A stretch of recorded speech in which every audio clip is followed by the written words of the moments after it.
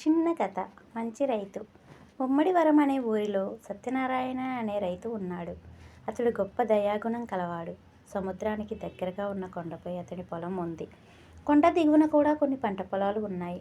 తన పొలం నుంచి చూస్తే సముద్రం కనిపిస్తుంది. ఒకసారి కొండపై తన పొలంలో వరి కోసి కుప్ప వేస్తున్నాడు. సాయంత్రం అయ్యేసరికి పని పూర్తయింది. ఇంటికి బయలుదేరుతుండగా సముద్రం వైపు చూశాడు. కడలిలో నీరు బాగా వెనక్కి వెళ్ళిపోవడం గమనించాడు. అంతే, వెంటనే ఏదో ప్రమాదం రాబోతుందని గ్రహించి కొండ కింద పొలాల్లో పనిచేస్తున్న వారిని బిగ్గరగా పిలిచాడు. ఎంత పిలిచినా వాళ్ళు రాకపోవడంతో ఏమి చేయాలా అని ఆలోచించి ఒక నిర్ణయానికి వచ్చాడు. కష్టించి పండించిన తన వరి కుప్పలకు నిప్పు పెట్టాడు.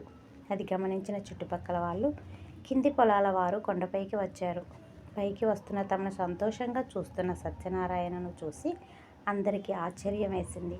ఇంతలో సముద్రం ఉగ్రరూపం దాల్చి రాకాసి అలలు ఎగిసిపడి కొండ కింది భాగాన్ని ముంచెత్తింది.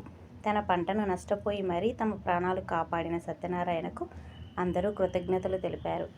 నీతి: మంచి మనసున్న వాళ్ళు తమకు నష్టం జరిగినా 10 మందికి మేలు జరగాలనుకుంటారు.